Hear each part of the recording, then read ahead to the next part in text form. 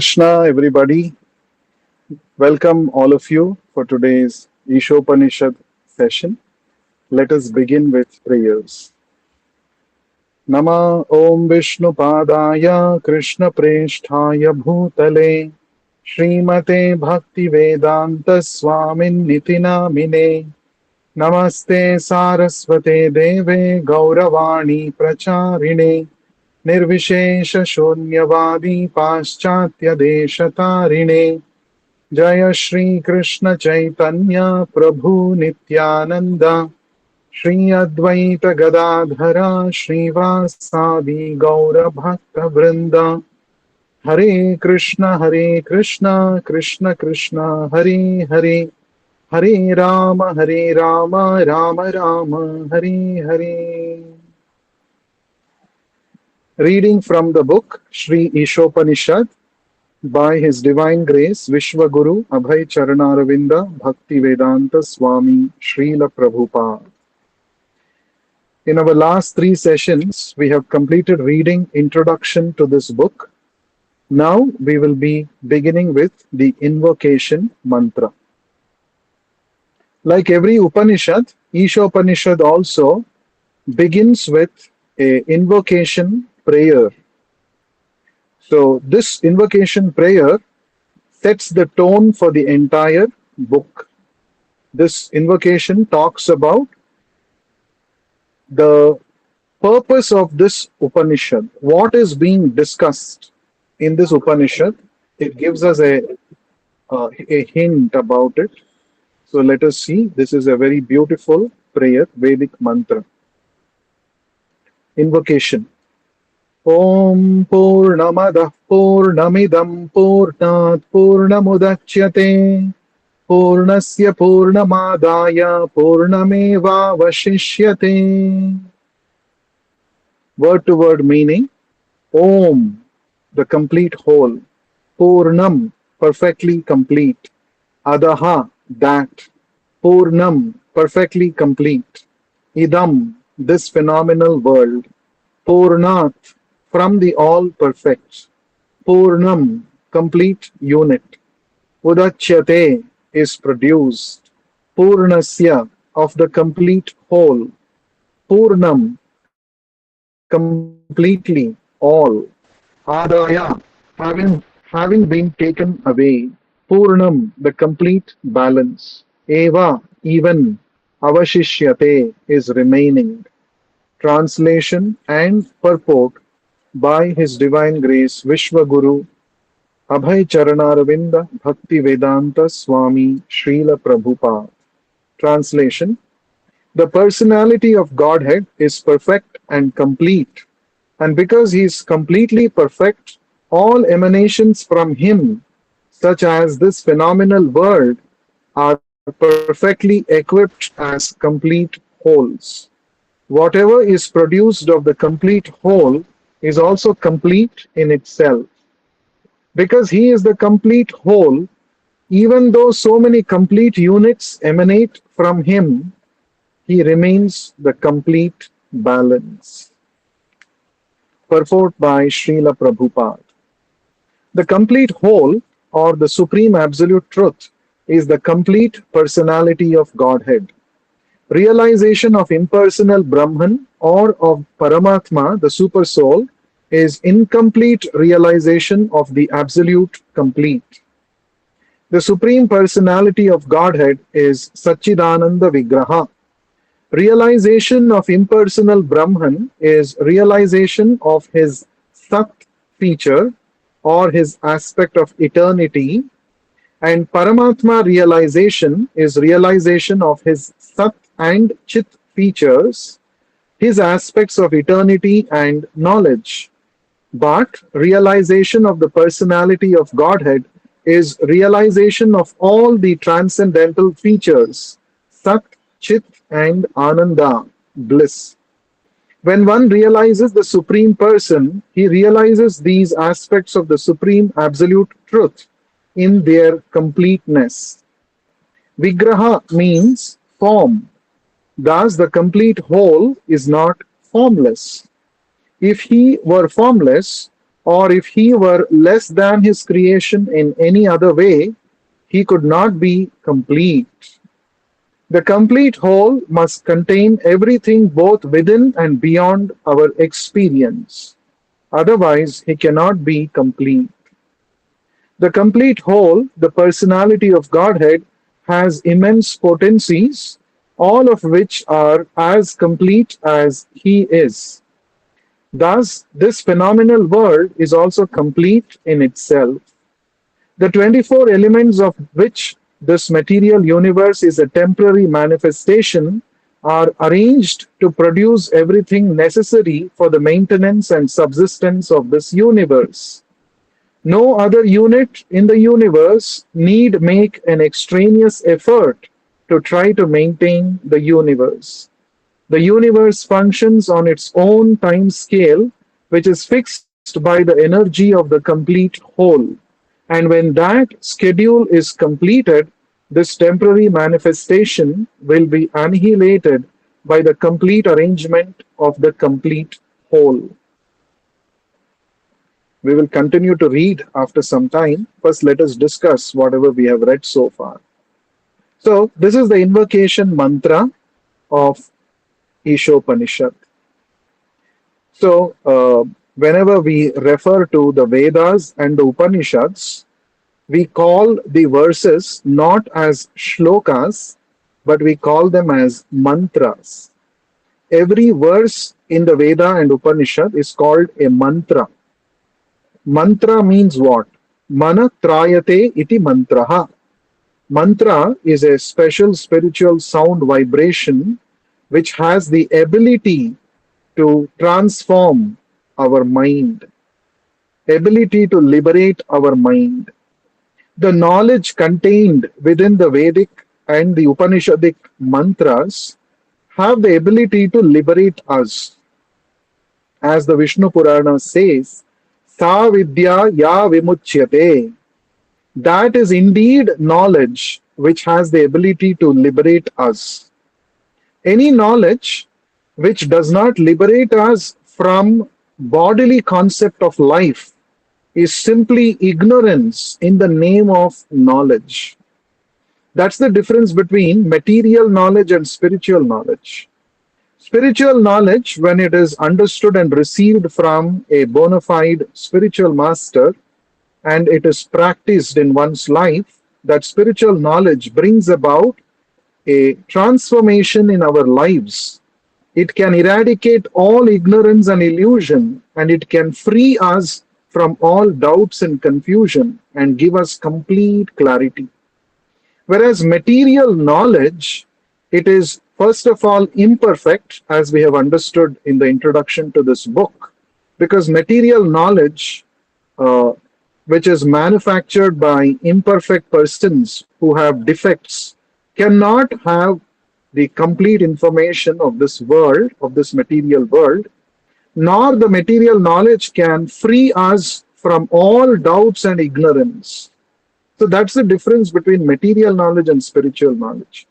So Krishna says in the Bhagavad Gita that the highest of all knowledge is knowledge about Brahman. Brahma Vidya is the real knowledge. Brahma Vidya means spiritual science. So this Ishopanishad is presenting Brahma Vidya to us, the knowledge pertaining to the supreme absolute truth. So here, this shloka or this mantra that we read just now, the invocation mantra, it reads Om. Om Purnamadaha.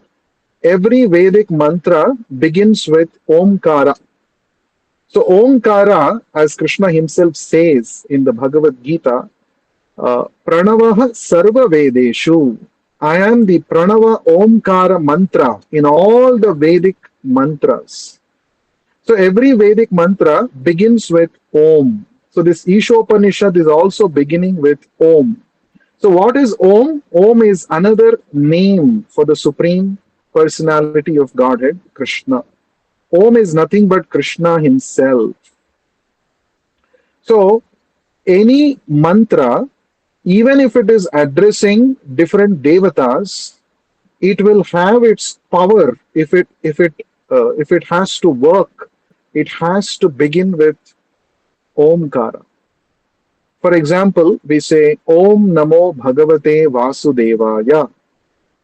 Right here, we are referring to Vasudeva, the Supreme Personality of Godhead, Bhagavan, but we are beginning with Omkara.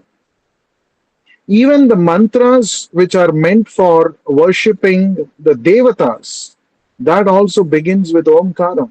For example, Om Namah Shivaya. So Omkara has to be there. Even though this mantra Om Namah Shivaya is actually meant for offering obeisances to Lord Shiva, but first we chant Om. That means there also we are offering obeisances, we are remembering the Supreme Personality of Godhead, Krishna, because Om represents Krishna. So there is no worship of any devatas independent of the worship of the Supreme Personality of Godhead. That is why all the Vedic mantras begin with Omkara. So here, this Ishopanishad is also beginning with Omkara. Purnam adaha purnam idam purnat purnam udachyate. So this Purnam, this word Purnam is coming many a times in this mantra.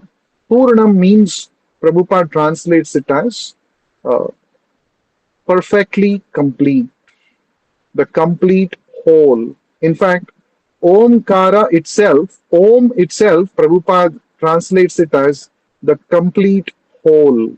So Om means the Supreme Lord who is complete whole.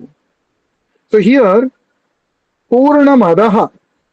So the Lord, this is the Supreme Personality of Godhead. This mantra is talking about the Supreme Lord, Krishna, and that is the Supreme Lord is Purnaha. He's complete, he's perfectly complete. And Purnam Idam. Idam refers to this material world. So this material world is a transformation of one of the energies of the Supreme complete whole, the personality of Godhead. This material world has come from the Supreme Lord.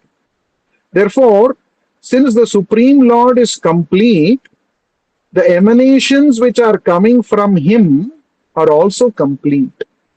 So that is what this verse is saying. Purnam Adaha, that Supreme Absolute Truth is complete. Purnam Idam, this phenomenal world which is an emanation from that Supreme Absolute Truth, this is also complete. And then Purnat Purnam Udachyate. So all the emanations which are coming from that Supreme Absolute Truth are also complete in themselves. Purnasya Purnamadaya. Because He is the Supreme Absolute Truth, complete whole, whatever is produced from Him is also complete in itself. Purnam eva avashishyate. Avashishyate means whatever is balanced, whatever is remaining, that is also complete. That means even though so many complete units are coming out of that Supreme complete whole, that Supreme complete whole remains complete. The balance is also complete. So that is the understanding of the Supreme Absolute Truth, Supreme Personality of Godhead, that is presented in the very first invocation mantra of the Ishopanishad. So Srila Prabhupada tells us in a very simple way, in a mathematical way, he says, in case of Krishna, 1 minus 1 is equal to 1. This is spiritual mathematics, Prabhupada says. Generally in our material mathematics, 1 minus 1 is equal to 0. That means if you take 1 from 1, the balance is 0. But in case of Krishna, it is not so. Krishna is 1, he is Purnam. From him, if you take out many complete units, minus 1, the balance is 1. That means he is the same, he is unchanged. That is the meaning of the complete whole, the Supreme Absolute Truth being a complete whole. So this we have to understand very nicely. So, Prabhupada begins the purport by saying that the complete whole or the supreme absolute truth is the complete personality of Godhead. A very, very important statement. Generally, when we talk about, when we say Brahman, or when we say complete whole, or when we say absolute truth, what comes to our mind is some light, some energy. But actually, the Ishopanishad is not referring to the complete whole as one light or some energy. It is referring to Isha. Isha Upanishad. This Upanishad itself is called Ishopanishad. That means it is talking about a personality who is the supreme controller. Isha means, Ishvara means controller. So, all of us are also controllers, but we are all miniature controllers. We are all tiny controllers. We may control some gadgets around us, or if you are real little powerful, you may control some people's lives in your life. You can control some people, but we are also controlled by others and by higher forces of nature. So, in this material world, we are both controllers and simultaneously we are controlled as well. Whereas Krishna is the absolute controller because there is no controller above him. This we have to understand very carefully. That is why the Brahma Samhita says, Ishvaraha Paramaha Krishnaha. So there are so many Ishvaras, but Parama Ishvara, the greatest among all the Ishvaras, the greatest among all the controllers, is Krishna. Now, Krishna himself also says about this in the 7th chapter of the Bhagavad Gita, shloka number 7. He says, Mattaha parataram na anyat. There is no truth superior to me. I am the supreme absolute truth. All other truths are depending upon me. They're all resting upon me. I am the independent, supreme, absolute truth.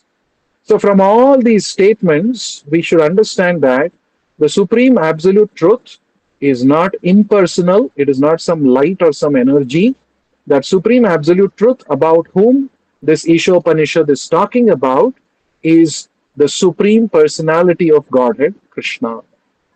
So, the Bhagavatam presents the Bhagavad Gita and the Bhagavatam, they properly present the supreme absolute truth as a person. So supreme absolute truth is not simply some energy, it is a person. You can have a personal relationship, loving relationship with that person, and that is Krishna. Now the supreme absolute truth can be realized in 3 phases of understanding, as the Bhagavatam explains. In the very first canto, it is said, Vadanti tat tattvavedas tattvam yajnanam advayam brahmeti paramatmeti bhagavan iti shabdyate. That supreme absolute truth is understood progressively in 3 different phases by the transcendentalists. What are the 3 phases? Brahmeti paramatmeti bhagavan iti shabdyate. Brahman, Paramatma, and Bhagavan. These are the 3 phases of understanding the supreme absolute truth. The first phase is called Brahman. Brahman means the all-pervading aspect of the supreme absolute truth.